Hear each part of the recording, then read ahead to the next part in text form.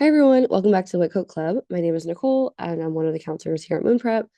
I have Muskan here with me today, and we're going to be talking about and reflecting on the 2025-2026 cycle in prep for this year and this upcoming admission cycle. So, as always, don't forget to like and subscribe to get more BSMD and medical school admission advice. Hey Muskan. Hello. So, the cycle is wrapping up finally. I think most of our students have they've made their decisions, they've decided where they're going, and we're kind of getting ready to ramp up with our juniors. So, what are some takeaways that you had from this past cycle? Yeah, that's a good point. We'll start off a little bit general, talk about, statistics from the general US population, and then I think it'll be a good idea for us to delve deeper into what we saw here at Moon Prep, what we saw our, competitive students doing in order to get admission into their top programs. So, starting off pretty general, um, fall of or I guess fall of 2025 and the 2025-2026 admission cycle was very, very competitive. The UC schools on their own received about 250,000 applications, which was the highest that they've ever received. The Common App had 1.4 million first-year applicants, which is also an increase, and it's almost 2% increased from the previous cycle. And overall, with these increased applications, more people wanting to go to colleges, we have also seen some interesting trends in what decisions our students were getting. We saw more waitlists than ever, more deferrals than ever, and some spring semester admits. So, for people who might not know what these mean, more waitlists than ever is really just a reflection of how many students are applying to colleges these days and how competitive it has been getting. Obviously, colleges might increase how many students they can take from year to year, but it doesn't usually increase with or in the same proportion as the number of students applying. So obviously, we're going to see more waitlists as well as more rejections as well, because the rejection pool will get larger too if the acceptance pool remains relatively the same. We've also seen more deferrals than ever. So, deferrals essentially what they mean is that if your student applies early, either early action, early decision, what the school will say is that, come December when you're supposed to get your admissions decision, they'll say that, hey, we can't make a decision on your application just at this moment, but what we're going to do is we're going to move your application to our regular admission cycle or regular admission pool and consider it with all the other students who are applying regular decision.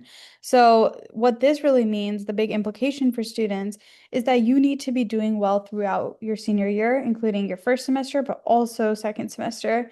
I know, or especially around this time of year, I mean, it's May, but so most of our seniors are done, but March, April, springtime can be really tough. A lot of students get senioritis. They just don't want to be keeping their grades up like they have done for the rest of high school, but don't let the burnout get to you because if you are deferred, it's possible that the school might ask you for your grades, just to see that you've been keeping up and that you haven't fallen behind, even with all of your applications being submitted.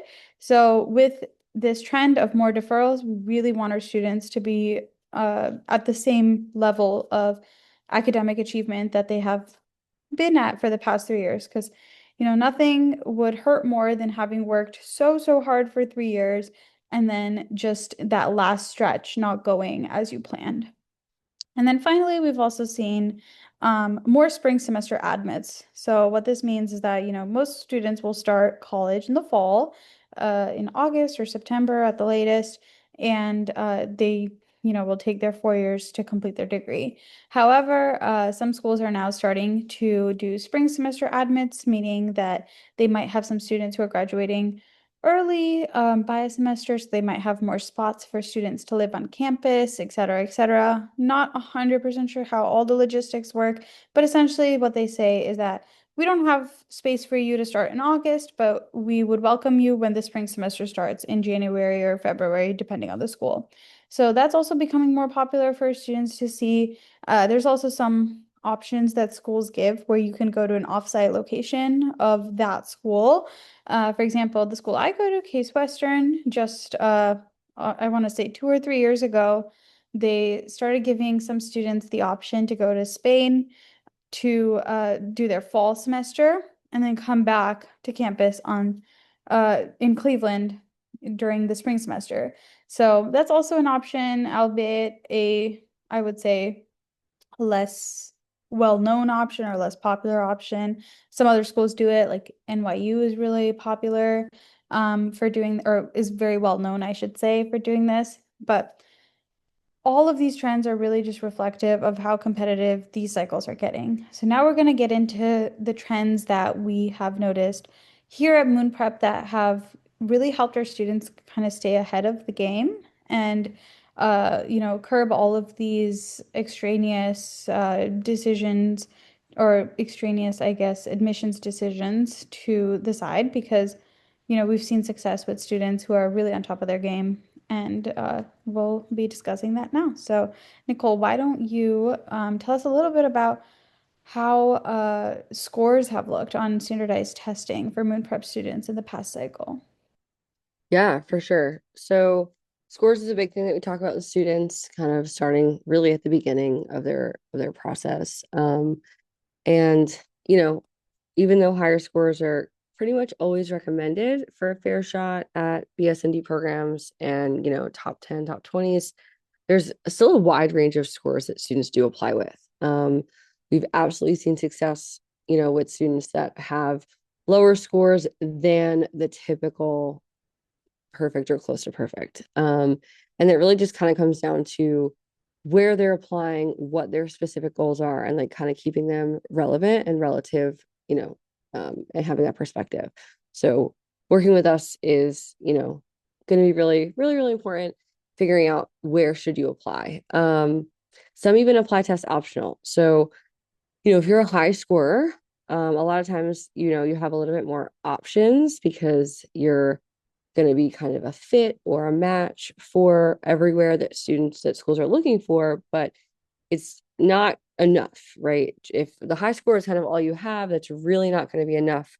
Unfortunately, fortunately and unfortunately, there are a high number of students that are super, super high scorers. So it's not super rare to have a perfect score or almost perfect. So having those other things on your resume and on your application are really crucial. If you're a low scorer or you're a little bit less than kind of those top tier, really figuring out what makes sense for you. I always want students to have the most acceptances. So looking at schools that only and notoriously take students with the best score might not be the best option for you. Like kind of looking at schools that um, don't only or don't really put as much focus on score. This past cycle, I worked with two different students, very similar profiles, but very different scores. And they both had a ton of acceptances. They both had very little um, denials, and rejections. So it's really just kind of figuring out, what makes sense. And then we always have students that go test optional. I know we've had students that apply to Brown test optional.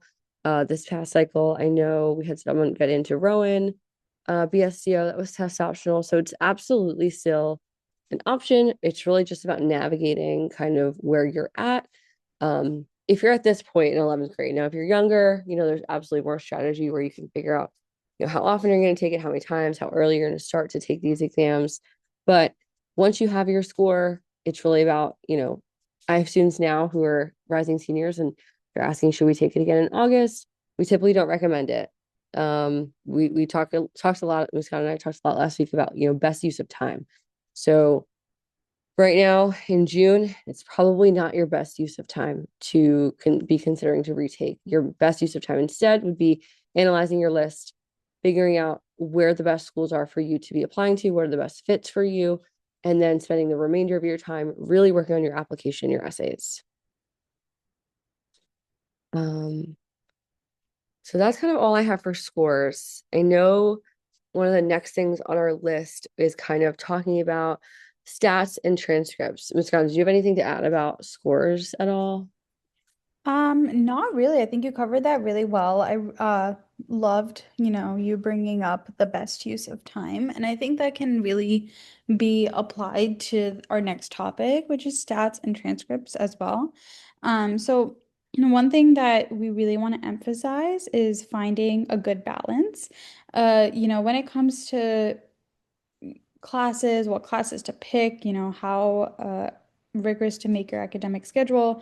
There's always a lot of, confusion that parents have, that students have, and finding balance is really key. So, generally speaking, students with more academic rigor in their schedule, which means lots of honors and lots of AP classes and good grades in those classes as well, perform well in the college applications cycle. However, that being said, we also don't want to like just try to boost your GPA by taking easier classes because obviously an easier class will usually be easier to get an A in and it'll boost your GPA artificially, but we want to make sure that we're also introducing some level of academic rigor into our schedules, into your students' schedules to make sure that, they can handle the level of classes that are going to be required for them to handle in college. And it also just looks really good to admissions counselors that this student can handle a workload that is similar to what they will probably be expecting to handle in college. Um, so we've had students do a wide variety of plans. Generally speaking, taking AP and honors classes in science and mathematics is always great, but also listen to what you're passionate about. Obviously, science and mathematics is really, really important if you want to go into medicine. Admissions counselors will want to see that you can perform well in those classes. But if you really, really love English and you want to add an extra AP English class, then by all means, you should do it. Just, obviously with the consideration of can you take all of these classes and still do well in them? And then if you ever have, requirements from your school, from your state board of education, that you feel like might be a little bit hard to fit into your schedule if you're trying to, really make it science focused or math focused or whatever it may be.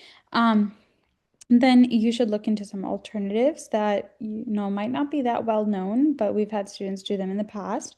So a lot of schools will allow you to take summer classes. I personally took, I think it was like US history over the summer. That's like a very popular one. History class over the summer or like American government over the summer, because a lot of schools will require that, but it's not necessarily always us, the student's passion. So it really depends. But if you really love history, then take the full year class. It's a very personal decision. Another thing that you can look into are community college classes. I have had students who took anatomy or or not medical sciences, health science classes at community colleges in between. This is also a really good option if you're not yet at the threshold of 16 years old, because a lot of students struggle to find research or volunteering before they're 16. So that's usually like the summer between freshman and sophomore year for a lot of students. So if you're looking for something to do during the summer, keep you occupied, this might be a good option to explore. Just learning more, taking a class about healthcare or medicine, and you can also add that to your college application. And then finally, we've also had students self-study for APs. If you really want to take an AP exam and get credit for it so that you don't have to take that class in college, self-studying is also an option. You do not have to take that class through your school in order to sit for the exam. And a lot of colleges will accept fours or fives on AP exams as credit. And you can save a little bit of money, a little bit of time through that option. However, with all of these alternatives being said, once again, the main message here is finding balance. Find the best use of your time. Take classes that you're interested in and passionate about. You do not have to take every AP that your school offers. You don't have to be self-studying for like 5 APs at home. You are just going to burn out if you do that. And one thing that you should absolutely do if you're confused and lost, which is a very normal feeling to have when you're deciding which courses to take, is to ask your moon prep counselor for help. Because, course selection is probably one of the main requests that I get from families because I understand that it's so confusing. It differs from school to school. And another thing is that people will get opinions from everyone. So, you really do not want to be influenced by what your peers are doing. If so-and-so's friend did this or your neighbor did that, or someone a year above you says, to do things a certain way, I would take their advice, but with a grain of salt, and really work with your moon prep counselor to decide what, in their experience, has worked the best for students in the past. Because, I'm one example, but I'm sure Nicole, you also have had the request of helping with course selection time and time again. So this is really something that we feel comfortable about or comfortable with, and really want to help families with. Yeah, having worked in high school and school counseling, everyone wants to know what they should take, how many APs is too many, how many is not enough. Really finding that balance is important. I'm going to say the same thing about best use of time.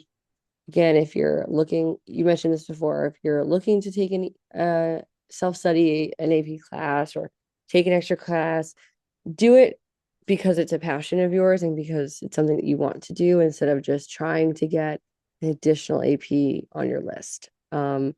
It's kind of going to blend into the next thing that I'm going to talk about is ECs.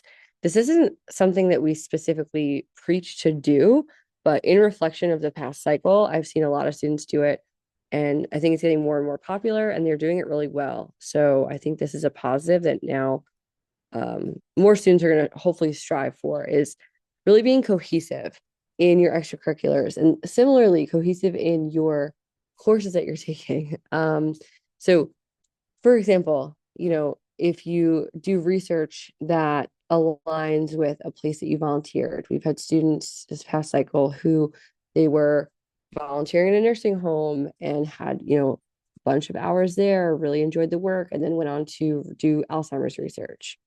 We had other students who had volunteering in a setting with other students who are on the autism spectrum. And then they decided that they were going to do some music therapy research for autism.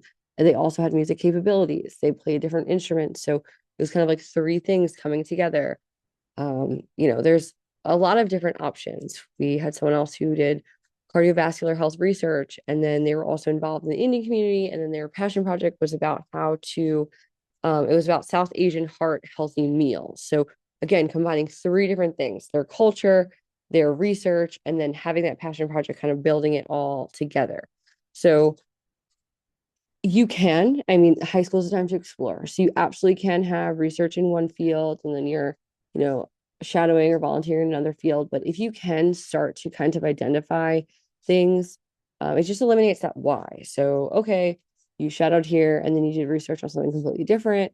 You know, why is this what you're choosing to do? Or how do you know that this is the type of work that you want to do moving forward?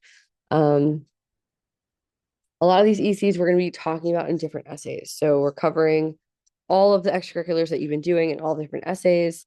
You can obviously have some overlap, but we're trying to get as much information as you can to the admissions committee. That's the whole, reason that they ask you these questions. Everyone is going to have very similar stats, similar ECs. So the essays are really the time to accentuate what you did while you were there, what you learned while you were there about the field and about yourself and about why you'd be a good fit. Um, and then really just consistency and starting early. So again, it's absolutely the time to explore, but you know, we should be starting our extracurriculars as early as possible. I know sometimes it's really hard to get shadowing in certain states before certain ages. I know some other research opportunities are limited to older students only, but really just try to dive in as much as you can. Talk to your counselor about other ways to get involved, other ways to kind of spark these connections to eventually get shadowing and volunteering later on.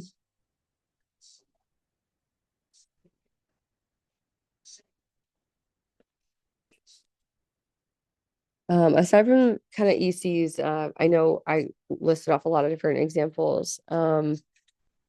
Anything else to add there? Yeah, I was really going to just emphasize the point about consistency because I think a lot of students sometimes also don't realize that there aren't very many spots for you to list what you did in high school. On Common App, there's 10 spots, and that's, you know, usually students are cutting things out from their resume to fill those 10 spots up. And, really people do not struggle to fill all of them up. And that really shows that consistency is so important. They would rather see 10 activities that you did for a long time. You got maybe leadership positions in, things that you're really passionate about and can speak about in your essays and your interviews versus, trialing like 50 different things and not really sticking to anything. Early on in high school, absolutely, like Nicole said, explore, figure things out. But at some point, you should, also learn to stick to what things bring you the most joy. And that will really create a cohesive application. But yeah, that's like the main thing that I wanted to emphasize. Yeah, absolutely. And then how about for lists? Yeah, we've had a few podcasts about college lists and how to build them, but since this podcast is about reflecting on the past cycle, we're just gonna quickly discuss what we saw our students do in terms of building their college list. So, one thing, I've probably said this in every single college list podcast that we've had, but start early. If you have your scores, if you know what your GPA is, it'll be so much easier for us to help you make a list and to plan ahead for application. And for the 2026 admission cycle, we saw students applying to almost 20 to 40 schools. And that was a pretty, consistent number across all of the counselors. So obviously that's a lot of work for students. That can also be a lot of work for counselors. So, we always emphasize planning early, getting your essays in on time. If a counselor is really pressed for time, because you sent them an essay a night before, it might just not get edited and you might need to, submit it as is. So work hard, work smart, and be prepared. Because if you are on time, you're sending your essays in advance, we have our 3-day turnaround at Moon Prep, then you will be just fine. But that is one trend that we saw for a lot of successful students is applying to a lot of schools is that they were really on top of it when application season came around. But those are kind of the main topics that we wanted to discuss, the main trends that we saw. Nicole, do you have any closing messages for our students? Yeah. Um, I think it's really important, like we said, cohesion and intention. We're not just checking a box. We want to do things because they matter to you, not just because you saw someone else do it. We are not trying to emulate what other people are doing or copy them. We need to add to our cohesive application, doing things that matter to us specifically. Um, Another one, I mentioned this when you talked about the scores. Be open to a list of school that makes sense for your needs and your profile and not just the best school. Like I said, I had two students this past cycle, and I know everyone else in Moon Prep has a similar story, but two extremely different scores, and both had over 15 acceptances. Um, really very few denials. So really figuring out, keeping an open mind, and moving with that. And then I think we say this every time, start early. Always start early. It's never too early to start. Um, and then I really like what we were kind of talking through for a lot of these is really best use of time. It's never too early to start, but then once you kind of start to flow through it, especially if you are a rising senior currently, really narrowing down what is the best use of time. You can think about this when it comes to activities, when it comes to testing, when it comes to how many schools you're applying to, which schools you're applying to. If you're have certain scores and they really don't take students with these scores and they have 6 essays, maybe it's not the best use of time. Maybe you can apply to 3 other schools that have less essays that you are a better fit for. And there are so many more examples of this, but yeah, figuring out really the best use of time. June is really the time that application start to ramp up for rising seniors. I know it's not even open yet, but this is the exact time. So yeah. Anything else? Any final notes from you?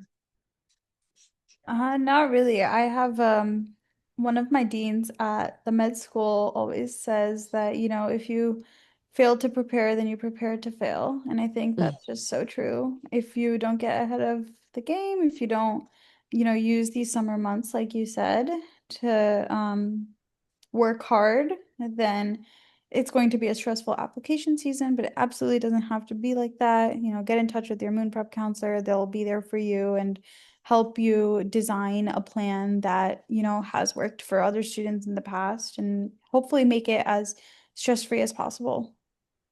absolutely. And we are still accepting students for class of 2027. I know typically by end of July and August, we are operating on a wait list. So now's the time. Check out our link in our bio, and we will see you next time.